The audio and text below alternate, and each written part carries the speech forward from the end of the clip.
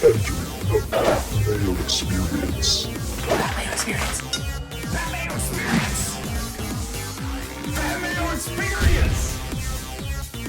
Experience. Welcome to the Pat Mayo Experience, presented by Underdog Fantasy. This is the Week 1 wrap-up, rankings update, injury update, the best underdog plays, maybe some props, maybe some bets, and everything in between, including some cheap DraftKings plays that you can use this week. So smash the like and sub to the channel while you're here. If you want the full rankings, injury, and cheat sheet list, it's down in the description, fully updated right now. There'll be another newsletter blast coming out on Saturday evening with all of the final information because we don't have everything that we need as of yet finalized in terms of injuries and especially what happened to Jordan Love. So that's where I want to start right now is the Philly and Green Bay game. I don't think that there's a ton of takeaways from that ridiculous game where people couldn't stand on the field and were slipping and sliding everywhere. I'm shocked they didn't put on flippers at halftime. So yeah, Jaden Reed looked explosive in that game. So did A.J. Brown. But how much of it was predicated on a defender just missing an assignment because they got a slow first step because they couldn't plant into the ground? I wouldn't expect that on a week-to-week basis, that bulk of giant plays in a game. Or maybe that will happen every single week. And these guys are just amazing. I think that they're good. They may have been a bit lucky last night in terms of the field conditions, and it worked both ways too. Don't get me wrong, because sometimes the receivers weren't able to plant and they weren't able to get to their proper spot after the ball was already into the air. But you notice it more when the guys make huge plays down the field. But obviously the big news from this game is Jordan Love and what we're now calling a knee injury. I am recording this before the Packers flight has landed back in Green Bay. Once that happens, he's going to go get an MRI in Wisconsin to find out how severe this injury is. Currently, ankle has been ruled out. Now, if you believe fantasy doctors on Twitter, who are pretty good at this stuff, it's a kneecap, potentially MCL, potentially ACL. It just doesn't look good for Jordan Love. I doubt he's going to play in week 2. Fingers crossed he can play at some point during the season, but even that is like a 50-50 proposition right now. I'll have the full update in the newsletter a little bit later on, but currently that would make Malik Willis the starting quarterback for the Green Bay Packers, which would be bad news for every single receiver. There was already 4 of them. Reed looked like the number 1 guy, then Romeo Doubs, and then Christian Watson. I know that Reed and Watson caught the touchdowns, but it was Doubs who was on the field most often of any of the receivers. He played in 3 and 2 wide receiver packages. So it's a huge downgrade to all those guys. Now, maybe they go out and sign someone. Maybe Tom Brady steps out of the commentator booth and plays quarterback for the Green Bay Packers. Unlikely, but this really throws a wrench into what was looking like a very promising season for the Green Bay Packers. On the other side of the ball, the exact guys that you thought would do things did things. Hurts had a great game. Devonta Smith didn't get a touchdown, but still had a very viable fantasy game. A.J. Brown went off, and obviously Saquon likes his new digs in Philadelphia. Jahan Dotson didn't do anything, so it's really no different than what he was doing in Washington. To begin with, Goddard was he's only going to be valuable really if someone gets hurt or he catches a touchdown in the game. But that is the case for most tight ends. When we take a look at the tight end rankings in a sec, that's going to be the case. So I worry about all Packers in this situation, especially what happened to Josh Jacobs in the second half. I loved his over of 2.5 receptions. It was my favorite prop from the first 2 games. Obviously, it didn't hit. Having some issues with the old props to start the year. But that's okay. You know, you hit a few. We're playing these underdog 6 times your money, 10 times your money, 5 times your money. You're not going to win every single one. Hell, if you win 1 of 5 on 6 times your entry, then you're going to be looking pretty good and up throughout the course of the season. So don't be deterred on that front. You're going to lose. And when you win, you got to make it count. All right. Use code Mayo at Underdog Fantasy right now. You get a $1,000 bonus, or up to a $1,000 bonus if you use code Mayo as a first-time depositor right now. Additionally, if you have an Underdog account existing, or you go sign up right now, you can play in the bonus $25,000 PME giveaway. The details to that contest are down in the description. You have until Monday evening to join the contest. So I recommend that you do it now because it's $25,000 of just bonus money just for playing. So just fill out the Google form. It takes about 10 seconds. I would recommend that you do that. I'm off to a terrible start, so you're already beating me in the contest. There's weekly winners, and then there's the yearly winner with $5,000 to top prize.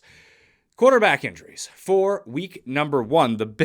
Love is obviously the big one because he got hurt on Friday night in Brazil in terrible field conditions. So maybe they'll think about going back to Brazil next time, or all of these international locations. We saw this happen at Wembley when the NFL first went over to London, that the field conditions were suboptimal. It's not they were suboptimal because it looked fantastic, but it was built for the other football, soccer, when you have little mini men running around on the field, not 375-pound D linemen who run a 4.7. It's just, you need a thicker type of grass. It's no different than going from golf course to golf course. And we saw similar things happen when they tried to bring in the PGA people to build everything out in the Super Bowl in Arizona. And the field conditions in that game were terrible too. The poor Eagles, they just get stuck with the world's worst field at all times. Well, the world's worst field is in MetLife Stadium. After that, in NFL games that are contested, the Eagles, the link is fine. Everywhere else seems to suck for them. And at least they're escaping these games without injury, but you'll see it get better over time like it did in London once they figure out which actual type of turf needs to go down. But Love, I think he's probably going to be out for the year. I hope he's not, but that's where it's leaning right now. Again, the update will be in the newsletter. Go sub to that for free. That link is down in the description along with the rankings update. Big one here for actual games on Sunday. Russell Wilson's probably not going to play for the Pittsburgh Steelers. That's what it's looking like right now in this. Well, let's bring it up right now. You can bring up the injury report. It's up there. It's all in the newsletter. So when we take a look at it, you see that he's likely out. Justin Fields would start in his place. Where does that put Justin Fields for the week? Well, in the quarterback rankings, you scroll down to number 11. And hell, you can make a very compelling case. Like, I like Sam Darnold this week because I just think that game is going to be terrible defense on both sides. But if you want to make Justin Fields number 5 this week or number 6 ahead of Caleb Williams, I would completely understand that because he is a fantasy superstar. Real life?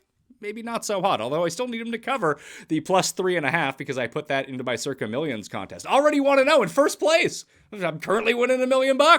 If I go undefeated the rest of the year, I think I might win that $1 million. But Philly came through for me, so that was very nice. But I have Pittsburgh against Atlanta plus 3.5 in that spot. I still like them against the spread because the whole point was that the Pittsburgh defense was better than any unit Atlanta has. So as long as here becomes the issue. As long as Russell Wilson didn't chuck them out of the game, that they would probably keep it within a field goal. Hence, whether they win or lose, if it's within 3, I end up winning my bet, and we're off to the next week. But with Fields, he can most definitely throw you out of games or fumble you out of games or do whatever. He makes some very poor decisions from time to time. So what I've done here, when we get to some of the other rankings, you can see in the running back rankings right now, I have Najee Harris at number 21. So I moved him up slightly. That's one spot behind Jerome Ford, one spot ahead of Zamir White. I actually like him better with Fields in because Fields is more apt to take off on his own and not check down. Russell Wilson, as we saw last year, maybe it was a Denver product and working with Sean Payton, but he did enjoy himself a check down or two over the course of the past 2 years, which was great news for Jaylen Warren, who was taken off the injury report and going to play. But I moved Warren down, and he's number 35 now because I've removed everyone from the first 4 games.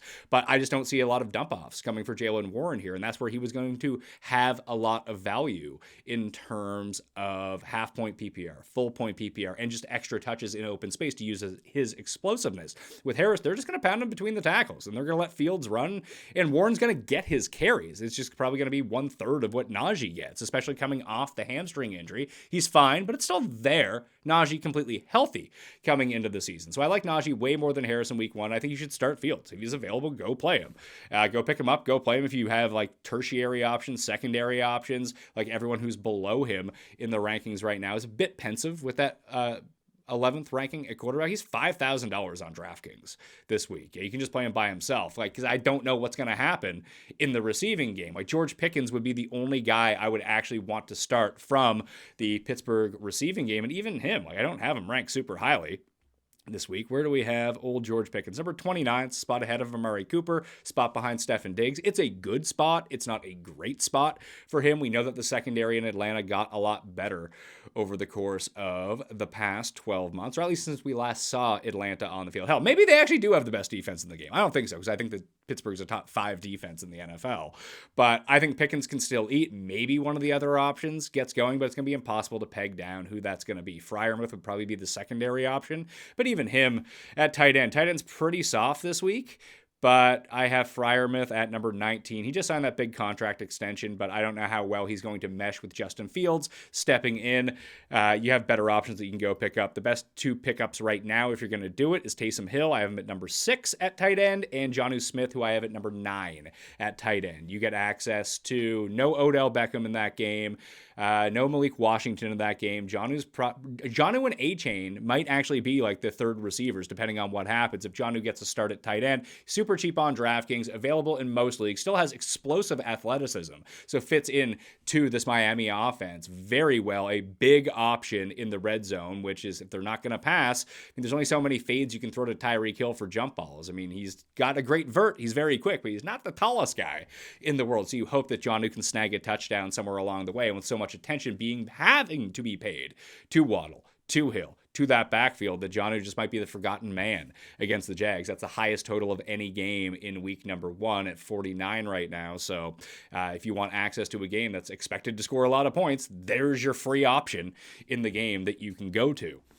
More injuries. Running backs right now. Christian McCaffrey is likely in for the San Francisco 49ers. Again, that's Monday evening. He's been limited Thursday and Friday. On Saturday afternoon is when the Monday night full practice really gets in, where you can, listen, they're saying he's going to play.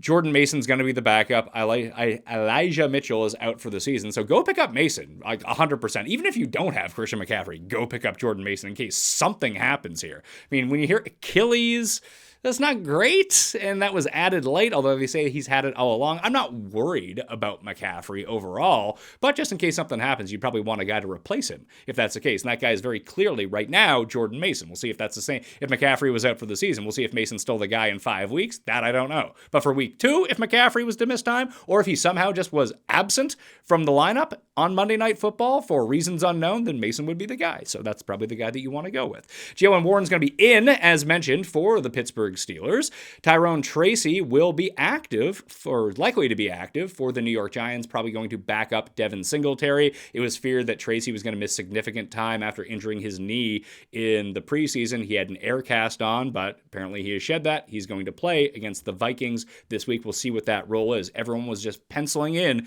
Devin Singletary as a bell cow, myself included. When you take a look at the running back rankings for the week, I have Devin Singletary at, where are you at, Devin Singletary? Number 26. And I do think for week 1, with Tracy not having a ton of experience coming off an injury and still getting to know the playbook, that he's not going to have a huge role in week 1, but we could see him eat into that as the season goes along.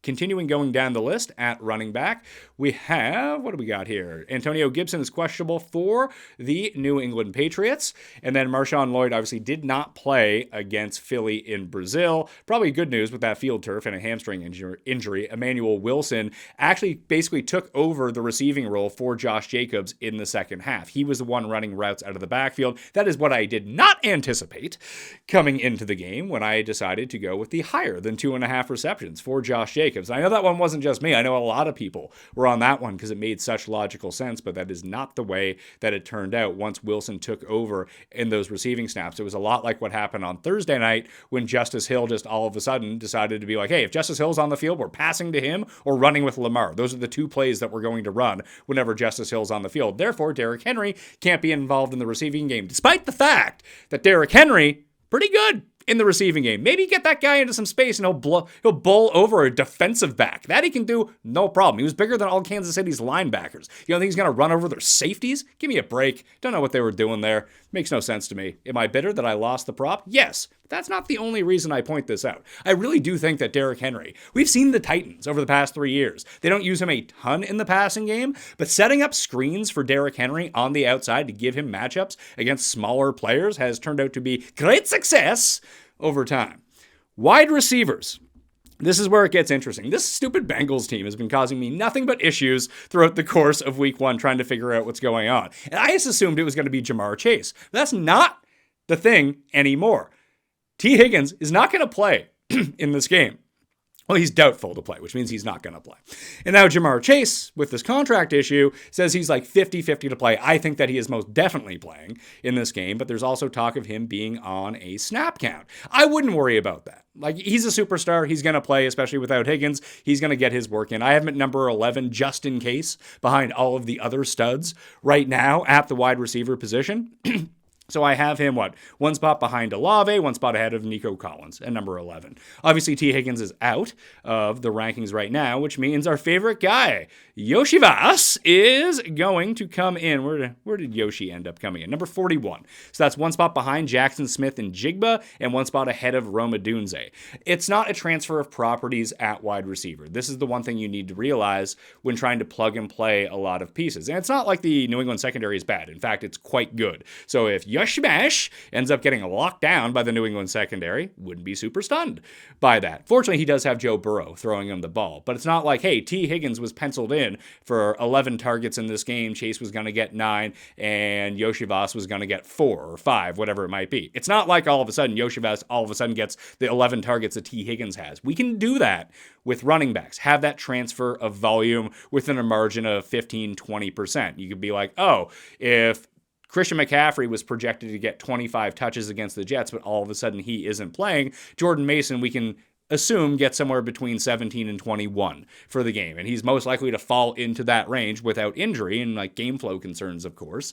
Like 90% of the time, at receiver is an absolute crapshoot. It does not work that way because the entire offense does shift, because a lot of people don't consider what some of these players are on the field for to begin with. A lot of the times when you have an excellent blocker on your hands, they're not just going to magically start running a ton more reps. They might get on the field more, so their snap rate goes way up, but you don't see them running as many routes. I've talked about Burton all week, and he's probably not going to do much here. Maybe it's Mike Gesicki, who knows? Maybe you see more Chase Brown and Zach Moss on the field at the same time. I don't expect this to be a super high scoring game because, the Patriots are playing in it, so God forbid they score a point. But I think it could be a lot closer than maybe people think. We've seen that the Bengals come out flat in week 1 quite often. So Chase is still a must play because he could go off for 200 yards. He can downplay all he wants and, I'm going to be on limited snaps. I might not play. When it is game time, they're going to throw the ball to Jamar Chase, and he can go absolutely off in any game, so you'd be crazy to bench Jamar Chase, in my opinion. Now, when he has 0 catches because he doesn't play, although he is active, then I'm going to look foolish, but hey, looking foolish. Nothing new to old Pat Mayo. Other ones to watch out for, Josh Downs is out for the Indianapolis Colts. More Edie Mitchell and Alec Pierce in that game. I still like a ton of running in that game. Love Jonathan Taylor on the Colts side of the ball, especially for DraftKings purposes. Talked about that with Tambo in building my lineups on Friday's Pat Mayo experience, so please go check that out. DJ Chark out for the Los Angeles Chargers. I like Josh Palmer, the best of the receiving options, but best we'll put into quotation marks with that. Right now, I have Josh Palmer at number 36 in the wide receiver rankings. That's a spot behind Keon Coleman, 1 spot ahead of Brian Thomas Jr. And maybe even Brian Thomas is the better play because, again, when in doubt and it comes to a coin flip for your rankings, all you need to do is just go look at the game total, which game is expected to have a lot of points, and just take the guy from that one. That's going to work out the majority of the time better than just flipping a coin and going with it, because I think a lot of these options are pretty equal when we take a look at it.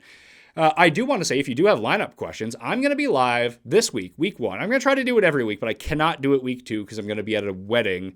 Actually, I'm going to be flying back to my studio on the Sunday because I was at a wedding on Saturday. So I'm going to be gone next weekend, but I will be there for Sunday Night Live. But noon Eastern, the hour before kickoff, I'm going to be live on Mayo Media Network. It's not a show. It's you asking any question you got. Maybe we'll try to fill out some underdog slips. If you got start sick questions, I am here for it. I will have that up on the Pat Mayo or on the Mayo Media Network YouTube page that you can set a reminder for when we go live. The Ship It Nation crew is also live for all DFS breakdowns on the Ship It Nation YouTube channel if you want to check that out. Then, of course, I'm going to be live with Custon Garian on Sunday evening after the late slate of games up until Sunday Night Football. So come join us live as we recap the week, have some laughs. Cust is on, and we were trying to figure out what to do with him this year.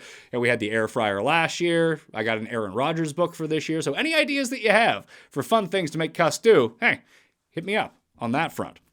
More wide receivers in terms of injuries. So T. Higgins likely out. A.T. Perry is likely out with his hand injury too. He did not practice on Thursday, did not practice on Friday. So I bumped up Shaheed a little bit in the rankings. There's only so high that you can put Shaheed. I have him at number 45. That's a spot ahead of Jacoby Myers, 1 spot behind Darnell Mooney. As we'll see coming up in a second, Darnell Mooney is actually on my underdog entry for the week and his higher receiving props. But more on that later. later. You can always play that down in the description. Code Mayo at Underdog Fantasy right now. Do that, get your bonus, and go join the Props League.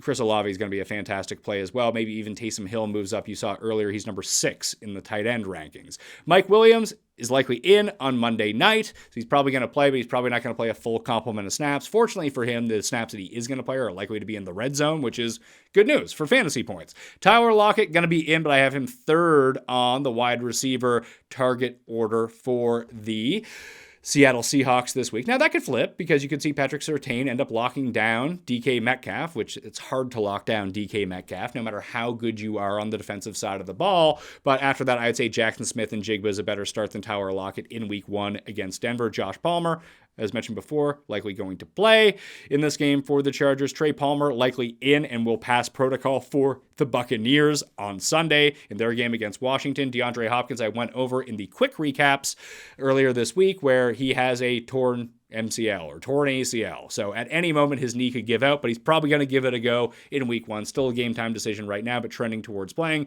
Jordan Addison is in for the Minnesota Vikings, as is Naylor. So they will have their 3 quote unquote big receivers. Jefferson's the play there. So is Aaron Jones in the backfield. Keenan Allen's heel, the injury that cost him the final few games of 2023, has resurfaced again, although he is still likely to play. I did move him down in the rankings, moved up Rome Odunze. DJ Moore remains the play that you want to have from that team, though. You can see Rome Odunze right now is number 42 in my rankings. I bumped down Keenan Allen to, where is he at? Keenan Allen is number 34. He was higher than that before, one spot behind Mike Williams. And then you have DJ Moore way up the list at number 7, top 10 receiver for week number 1 against the Tennessee Titans.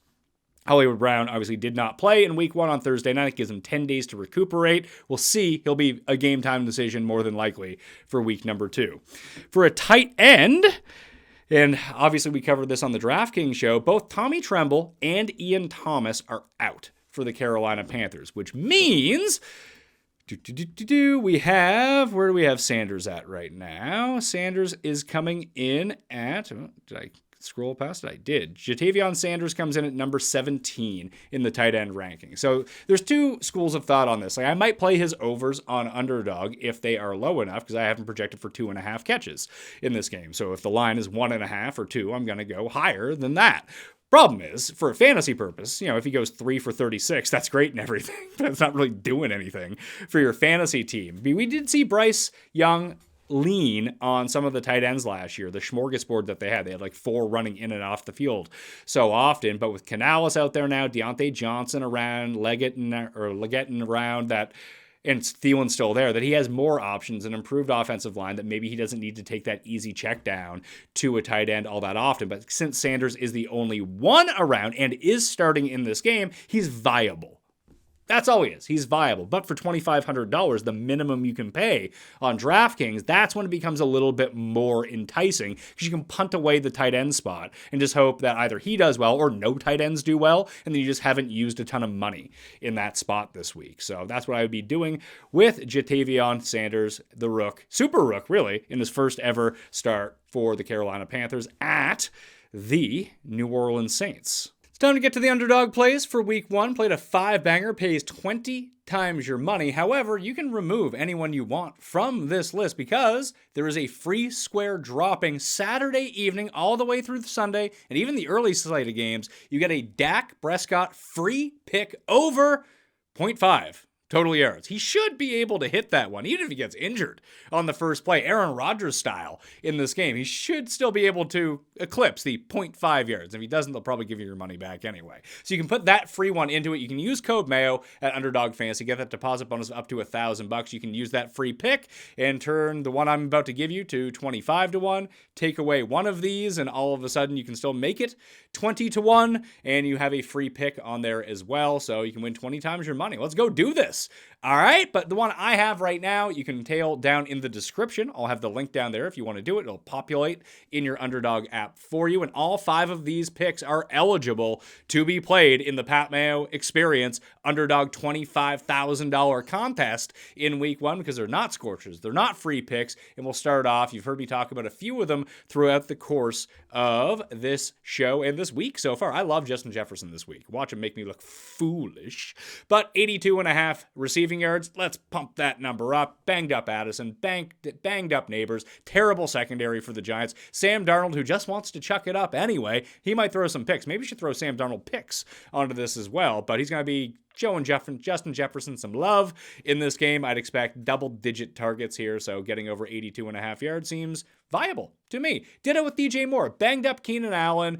Not a great secondary in Tennessee, although their pass rush is pretty decent. And then you have Rome Odunze in his first start. Not that he can't go off, but Moore is the guy who is the most likely to go off, and his number seems very low. 61.5 receiving yards. Let's take the over on that. I have him projected at 79 right now, so that is a huge gap between the two. And then we're going to go with 3 guys that are a little bit lower down the board. Michael Wilson against the Bills, 28.5 receiving yards. If he gets 3 catches, he should eclipse this number, no problem. And as 6.5 point underdogs in this game, I would expect a lot of passing from the Arizona Cardinals. He might be 3rd, potentially even 4th on the targets list, depending on how you feel Wilson versus Greg Dortch right now. I think that Wilson showed last year that he is ahead of Greg Dortch, and throughout the preseason, I see nothing to have changed that. So even if he's number 3 behind Harrison and McBride, man, you can probably throw James Conner into that mix as well. He's just not going to have a lot of focus on him from the defense. And the Bills' defense sucks anyway, especially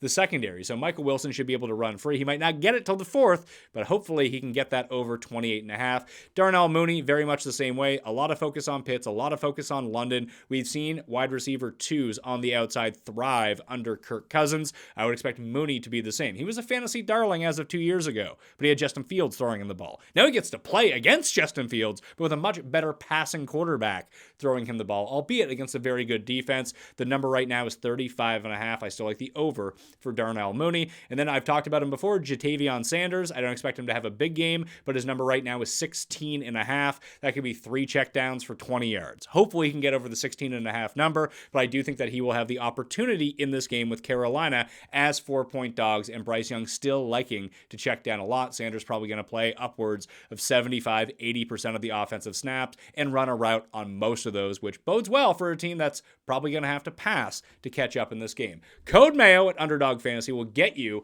a deposit bonus of up to $1,000 once you have your Underdog handle, or if you already have one, you can click the Google form down in the description to compete for that $5,000 top prize in free money. It's free to join. You just have to play Underdog Pick'em Entries. Hell, you can play them for $1 if you really want to. Spend $23 throughout the course of the season, play 8 bangers all the way along, and you have your minimum of 180 picks in, and you can turn that $23 into $5,000. You might as well do it. This might be the only time ever Underdog gives me $25,000 to give to you. So I'd recommend that you get in, share it around so we can increase that prize pool for next year, for golf season. Maybe we can get the Duggar Pass team in on MMA picks with that. All right? This show is sponsored by BetterHelp.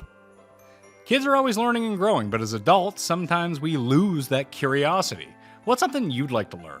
Gardening? A new language? Or, for me personally, how to finally beat your best friend in golf. Not cussed, but, my other friends. I want to beat them at golf. I can beat cussed, no problem. Therapy can help reconnect you with your sense of wonder because your back-to-school era can come, honestly, at any age. It's helpful learning positive coping skills and how to set boundaries, and it empowers you to be the best version of yourself. It isn't just for those who've experienced major traumas. If you're thinking about starting therapy, give BetterHelp a try. It's entirely online, designed to be convenient, flexible, and suited to your schedule. All the best things that you need. Just fill out a brief questionnaire and get matched with a licensed therapist and switch therapists anytime for no additional charge. Rediscover your curiosity with BetterHelp. Visit betterhelp.com/PatMayo today and get 10% off your first month. That's BetterHelp, HELP.com/PatMayo. Passion, drive, patience. The formula for winning championships is also what keeps your ride or die alive. eBay Motors has everything you need to maintain your vehicle and level it up to peak performance. Supercharger, exhaust kits, LED headlights, and more. Whether you're into speed, power, or style, eBay Motors has you covered. With over 122 million parts for your number one ride or die, you'll always find exactly what you're looking for. And with eBay Guaranteed Fit, your part is guaranteed to fit your ride every time or your money back. Because with eBay Motors, you're burning rubber, not cash. With all the parts you need at the prices you want. It's easy to make your car the MVP and bring home huge wins. Keep your ride or die alive at ebaymotors.com. Eligible items only, exclusions apply. A few years back, the irons were the best part of my golf game. But after a swing change about 2.5 years ago, my driver's an absolute weapon at this point, but all of a sudden I couldn't hit my long irons, and even some of my short irons just were not going on the same trajectory that I always wanted them to, or at least that they used to do. So when I heard how the new PXG Black Ops irons can dramatically improve my game, of course I had to give them a try. Anything to improve my golf game. So I called up PXG and I got my current irons and I took the PXG Irons Challenge and it has been amazing.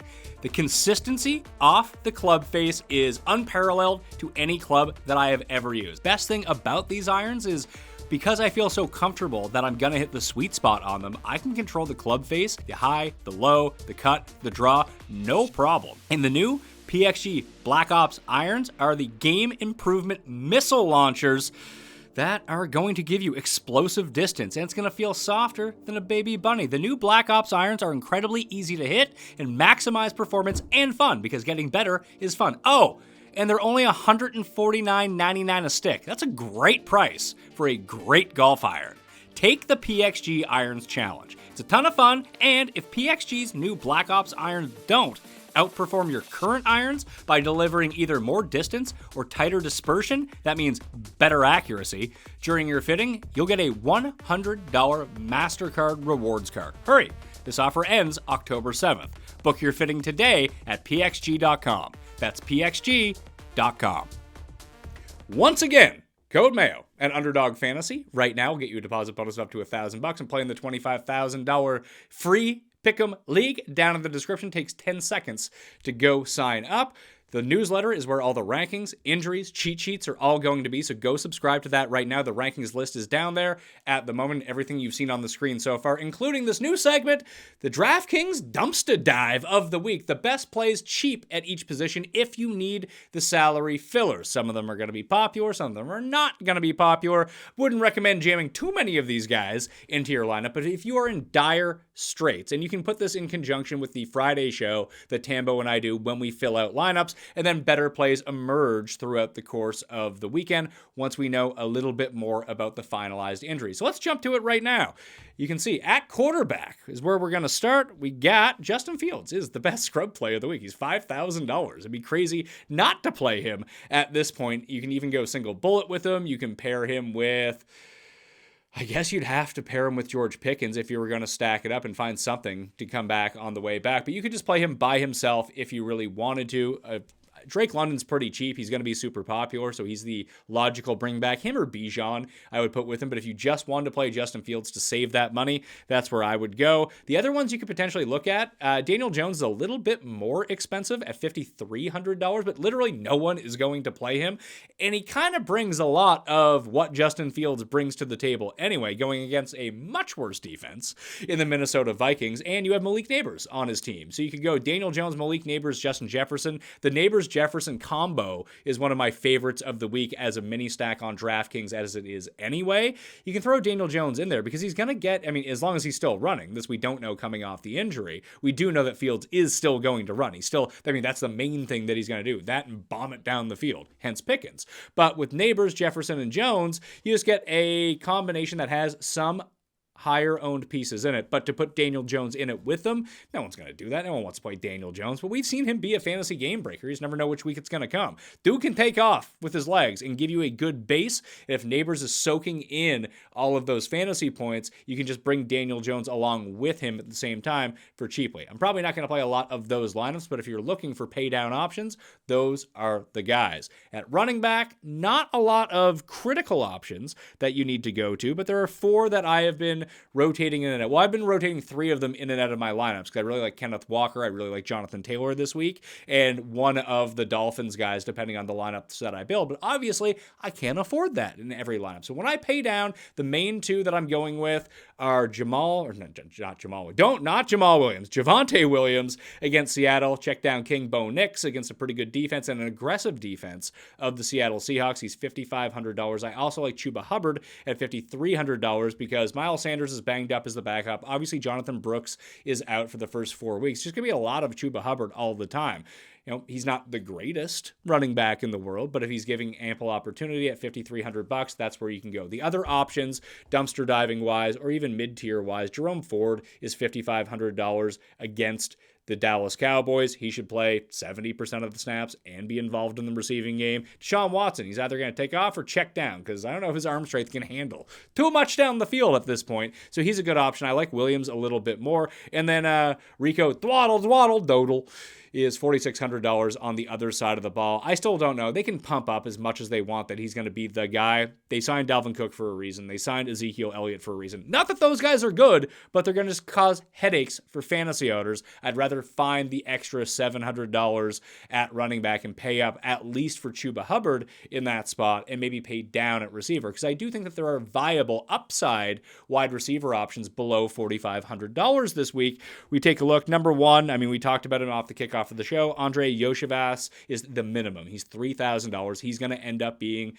very, very highly owned. I am not going to play a single share of Yeshmash this week. I talked about it with Tambo on the intro show to DraftKings strategy. I just don't like these chalk lower end wide receivers. You give me a $4,100 running back that I know is going to get volume, I'm in. I will find ways to make my team different after that. Now, you can play Yoshivas if you end up stacking him up or playing him slightly differently. Hell, if you use Daniel Jones, throw him in too and build a super team. No one else is going to do that if you have the lower owned options. But just try to get away from the commonalities. Like if you surround your team like, hey, let's start with Yoshi. Let's throw him in and see how many studs I can put in. A lot of people are going to be doing that this week. And as I said, the transfer of property doesn't necessarily work from receiver to receiver, a guy stepping up as it does from running back to running back. Ditto for tight end. It does not work exactly the same way. So just be cognizant of that going in when it's a chalky player. Now, if he was going to be 2% owned, I would roll the dice. If he's going to be 13% owned, probably not going to be that high. It'll be like 8 to 10% owned. Then just give me someone different in that spot.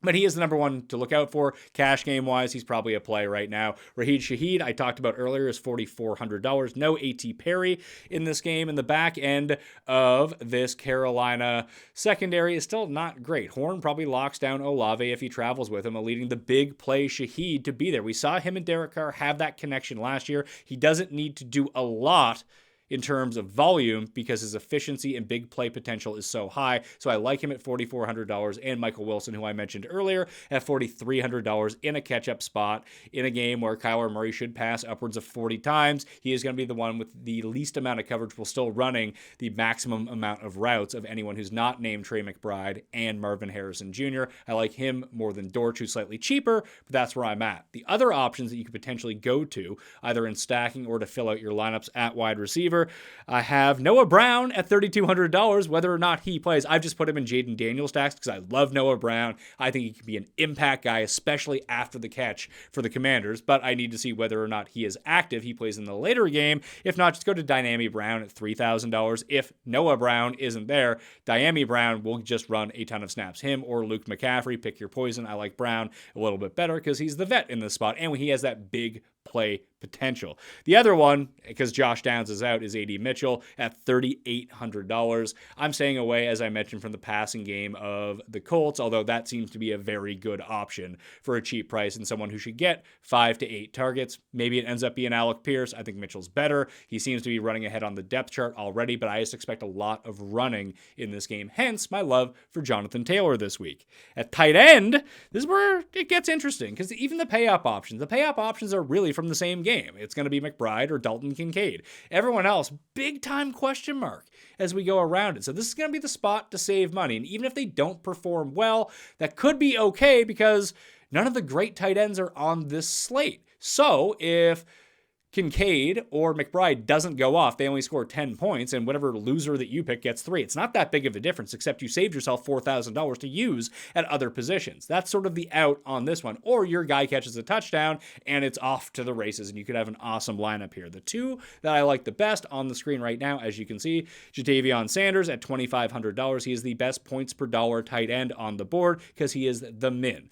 But, his most likely outcome is going to be 2 catches for 20 yards. Hopefully you end up getting 4 for 44 and a touchdown. Maybe he's great and he's Isaiah Likely. That's probably not going to happen against the Saints in week 1 with Bryce Young as your quarterback. A bit easier to do when it's Lamar Jackson as your quarterback. Either way, it's a punt-off play. This is how you save money. You can save money here in defense and try to build a super team around that of anyone you want. If it's not him and you have the extra $1,000, I've already expressed how much I like Jonnu Smith. I am playing him by himself as a punt tight end and also in stacks with both Trevor Lawrence and Tua. When I'm building up that Dolphins offense, Jonnu is the cheap piece that I want to go to. He's $3,500. There are 2 other options that you can consider here. If everyone's going to Yoshi as the guy who's going to get all these targets in the Bengals offense, well, why is it him and it's not Mike Gesicki? I don't like Mike Gesicki. I can give you plenty of reasons why it wouldn't be Mike Gesicki. But what if it is? We don't know. He's $3,000, and everyone's going to use the $3,000 receiver instead, and he's going to be 10 to 12 times more owned than Mike Gesicki.